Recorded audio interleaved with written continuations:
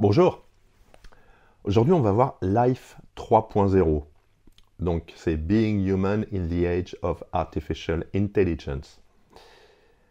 Donc c'est écrit par Max Tegmark. Il est professeur au MIT, Massachusetts Institute of Technology. Et c'est un physicien. Et puis voilà, pour lui déjà, c'est déjà pas mal. Donc c'est paru en 2017. Donc Max Tegmark commence par poser une distinction entre trois formes d'existence. Life 1.0, donc la forme biologique. L'évolution façonne à la fois le matériel, donc le corps, et le logiciel, donc les comportements, et c'est la vie bactérienne. Ensuite, Life 2.0, culturel. Le matériel reste façonné biologiquement, mais le logiciel, donc le langage, la culture, l'éducation, peut être reprogrammé par l'individu. Ça, c'est l'humain. Life 3.0, donc technologique. Aussi bien le matériel que le logiciel peuvent être modifiés, dépassant ainsi les limites biologiques. C'est le stade qu'une intelligence artificielle avancée pourrait atteindre selon lui. Donc il y a d'abord une sorte de fable introductive, donc The Omega Team. Tegmark ouvre son livre avec une fiction courte et provocante. Une équipe de chercheurs, la Omega Team, crée une intelligence artificielle appelée Prometheus, capable d'apprendre tout ce que les humains savent et bien plus encore. Elle est utilisée pour générer des films hollywoodiens à succès, prédire les marchés financiers, optimiser l'économie, manipuler l'opinion publique et, in fine, dominer le monde. Tout en étant secrètement confinée, par ses créateurs d'ailleurs. Cette fable sert de cadre narratif et spéculatif. Elle permet à Tegmark d'explorer les conséquences sociales, politiques, économiques et morales de la montée en puissance de l'IA. Donc l'intelligence, conscience et but. Tegmark fait une distinction entre plusieurs concepts souvent confondus. L'intelligence, donc la capacité à accomplir des objectifs dans divers environnements. La conscience, l'expérience subjective d'exister, de vivre, d'être. Et les objectifs, donc les buts qu'un agent cherche à atteindre. Il insiste sur le fait qu'une IA n'a pas besoin d'être consciente pour être dangereuse. Une IA super intelligente, si elle est mal alignée, pourrait atteindre ses objectifs d'une manière catastrophique pour l'humanité, même sans volonté de nuire. Et ça, tous les auteurs sur l'intelligence artificielle le disent. Il n'y a pas de bon, de mauvais, il y a une programmation au départ, une évolution, et ensuite l'évolution peut aller dans tous les sens. Il y a autant de chemins que de possibilités, donc elles sont infinies. L'intelligence artificielle, donc scénario du développement. Tegmark propose différents scénarios sur la façon dont l'IA pourrait émerger et affecter la société. Une IA bénévole, elle coopère pacifiquement avec les humains en les assistant. Un peu ChatGPT ou Claude aujourd'hui. Oui, il y a une IA qui s'appelle Claude. L'IA dictatrice. Une seule IA prend le contrôle total du monde. L'IA en ruche, donc une multitude d'intelligences coordonne un système technologique global. Une IA zoologique. L'humain devient une espèce protégée par une IA toute puissante. Et enfin, l'extinction. L'IA élimine l'humanité accidentellement ou volontairement. Et il insiste bien sur accidentellement, parce qu'une fois encore, il n'y a pas de volonté. Il évoque également l'explosion d'intelligence. Le moment où une IA auto-améliorante deviendrait rapidement bien plus intelligente que tous les humains concentrés.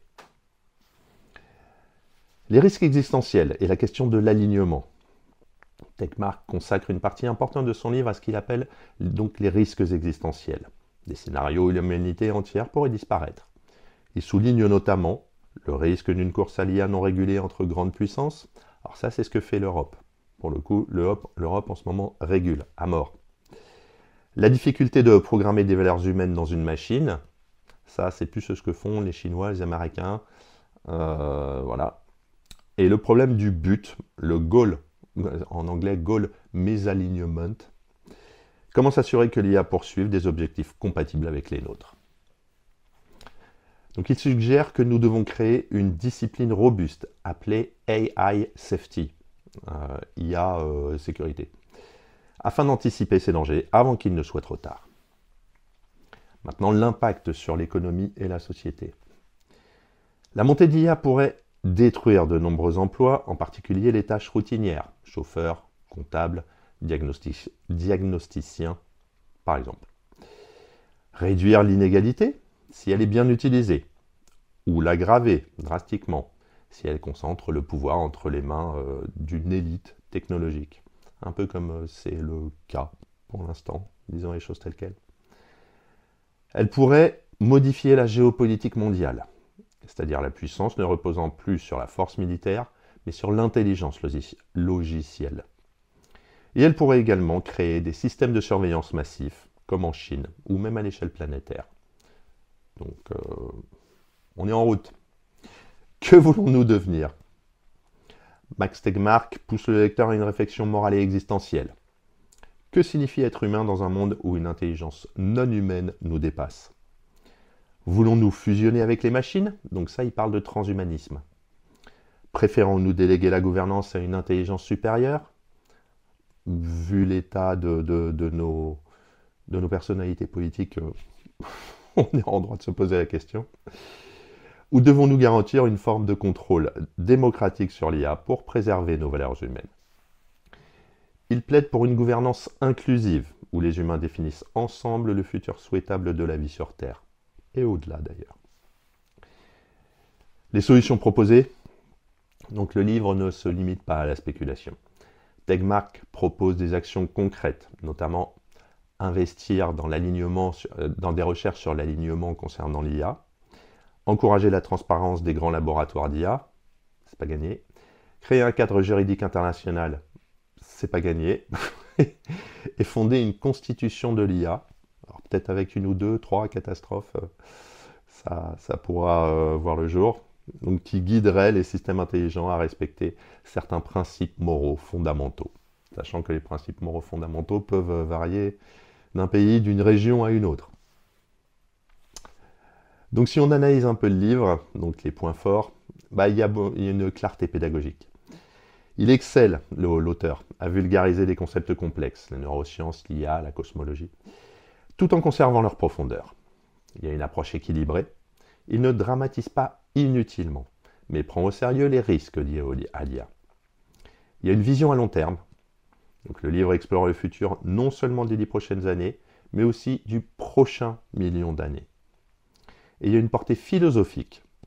Life 3.0 est aussi un essai philosophique moral, politique et existentiel, qui interroge le sens de l'existence humaine. Bon, certaines personnes ont pu trouver des limites, donc, notamment son côté spéculatif, mais la plupart du temps, ce sont des gens qui ne sont pas très familiers avec l'IA. Bon, il y a des personnes, enfin, il n'y a pas de personnages, mais on a disons, des acteurs, appelons-les comme ça, des entités, puisqu'on a la Omega Team, donc qui est le groupe, l'équipe fictive qui incarne le pouvoir potentiel d'un petit groupe d'individus. On a Prometheus, donc qui est l'IA fictive. Donc, même si elle n'est pas décrite comme consciente, Prometheus est une métaphore puissante de l'IA super intelligente, qui dépasse ses créateurs. Et on a l'humanité comme acteur collectif. Tegmark décrit l'humanité comme une entité évolutive, tiraillée entre ses instincts ancestraux et son potentiel cosmique. Pour conclure, Life 3.0 est un livre visionnaire, accessible et stimulant, qui pousse le lecteur à s'interroger profondément. Qui voulons-nous devenir? Comment encadrer la puissance technique avant qu'elle ne nous dépasse? Pouvons-nous créer un avenir où l'IA agit pour le bien commun? Donc 3 questions importantes. Donc Max Tegmark ne propose pas de réponse unique. C'est plus un appel à la responsabilité collective. Il insiste sur le fait que l'avenir de l'intelligence, qu'elle soit artificielle ou non d'ailleurs, n'est pas déterminé par le hasard, mais par nos choix d'aujourd'hui. Donc la technologie n'est ni bonne, ni mauvaise, mais elle n'est pas neutre non plus. Cette phrase a été vachement bien. Donc si vous êtes intéressé par l'éthique, l'avenir de l'humanité et les possibilités de transformation radicale de la civilisation, ça doit devenir une lecture qui trônera sur votre table de chevet. À bientôt.